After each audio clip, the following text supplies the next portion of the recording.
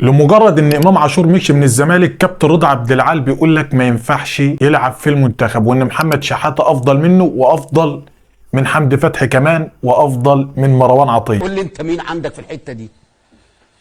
عندك امام عاشور. يلعب عليه؟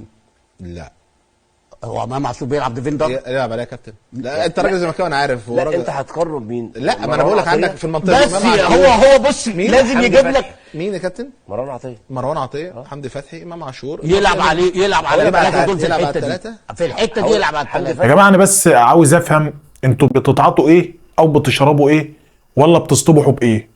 يعني انا مش فاهم العقليه دي بجد. مروان عطيه اللي لعب كاس عالم للانديه، وامام عاشور اللي فاز مع الاهلي بدوري ابطال افريقيا، في حين ان اسطوركم ما عملش اي حاجه مع ناديه من حوالي 22 سنه، ولعب للزمالك 4 سنين ما خدش ربع بطوله قاريه وكان اخره كاس مصر. وحمدي فتحي اللي عمل التاريخ مع الاهلي ومحدش في مصر يختلف عليه. يعني مش فاهم. محمد شحاته اللي لعب ماتشين 3 كويس مع الزمالك، ومع احترامي ليه لا يملك من الخبرات شيء بالنسبه للناس دي، افضل من الناس دي. طب اديني اماره على انه هو الافضل في المكان ده، وحمدي فتحي لا، وامام عاشور لا، ومروان عطيه لا، او غيره. انا والله نفسي افهم يا كابتن رضا انت بتحسبها ازاي. طب هل يا كابتن رضا حسام عبد المجيد يلعب لمنتخب مصر مع احترامي ليك وليه طبعا، يعني مع احترامي ليك والكابتن حسام ينفع يلعب في المنتخب؟ مش انا اللي بقول كده والله، ده واحد من نادي الزمالك وكان نجم في دفاعات الزمالك، كابتن وائل الاباني. اسمع يا كابتن رضا وائل الاباني قال ايه عن حسام عبد المجيد. حسام عبد المجيد رايك فيه ايه؟ ان هو يعني يكون في منتخب مصر. وتقييمك ايه لامكانيات حسام؟ انا الحقيقه بص، انا راجل زملكاوي. بس انا الحقيقه حسام عبد المجيد انا طلعت كذا مره وقلت ان هو لا يستحق ان هو يروح منتخب مصر. امكانياته الحاليه ما تخلوش يروح منتخب مصر. ده حسام عبد المجيد يا كابتن وائل اللي حضرتك قيمته بعد مباراه الاياب في الكونفدراليه واديته 8 من 10، فبلاش الله يبارك لك تفخم قوي في لعيبه الزمالك وتقلل من نجوم الاهلي، اللي المنتخب اصلا ما بيكونش منتخب غير في وجود النجوم دي، وهي نجوم النادي الاهلي.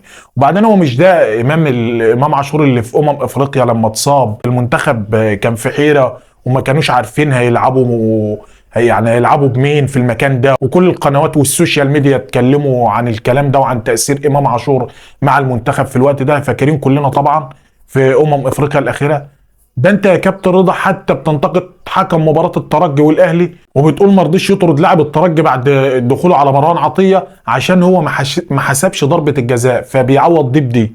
المشكله بقى مش في الانتقاد وهل هي ضربه جزاء او لا، المشكله ان الكره دي كانت قبل دي، يعني اللعبه دي كانت قبل دي.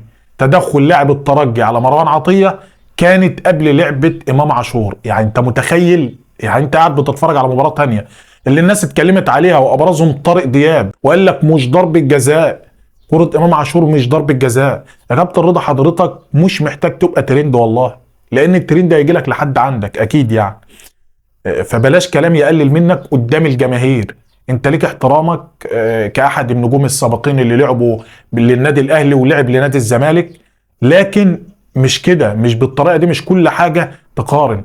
امبارح مصطفى شوبير مع سيف زاهر جاوب على اسئله وكان بيرد بمنطق. من ضمن الاسئله دي هي في تفرقه بين لاعبي الاهلي ولاعبي الزمالك في المنتخب. شوبير رد بمنتهى الصراحه، رد عليه وقال له لا طبعا يا كابتن خالص، احنا اخوات في الملعب وفي الشارع. يعني واتكلم على اللاعيبه في الزمالك بمنتهى الشياكه، وقال له عواد صاحبي ولاعيبه كتير اصدقائي من الزمالك وبحبهم جدا وبيودوني وهم بيحبوني.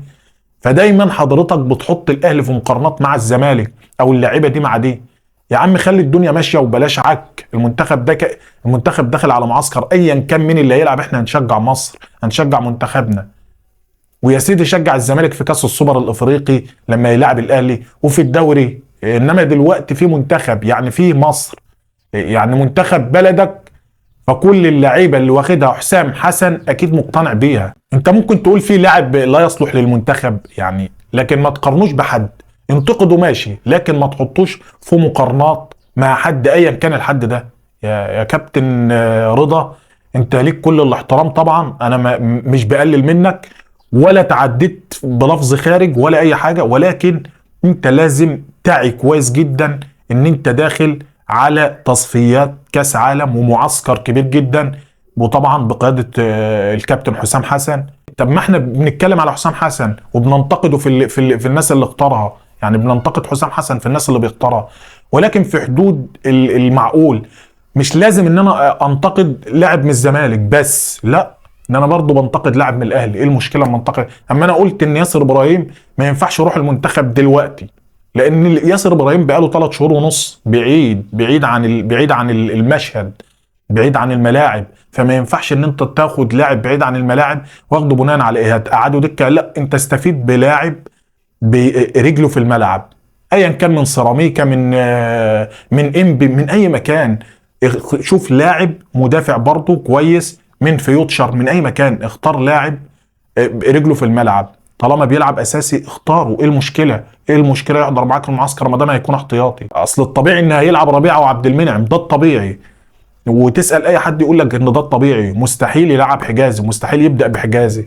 فانا برجو من حضرتك ان كلامي او كل الناس او كل جماهير الزمالك تعي كويس جدا ان احنا بنشجع منتخب، وان احنا مش بنهاجم حد، وان احنا بنتكلم عن الناس وبننتقد حاجه بس مضايقانا، فبننتقد في حدود اللي هو اتعمل. ما بنروحش مثلا ننتقد الزمالك على طول، دايما موجهين انتقادنا للزمالك، دايما موجهين انتقادنا للاعب معين. لا، لازم نكون في حياديه تامه. لازم ننتقد اللاعب اللي هو مقصر، ننتقد اللاعب اللي هو مش بيدي، ننتقد اللاعب اللي هو غلط كده.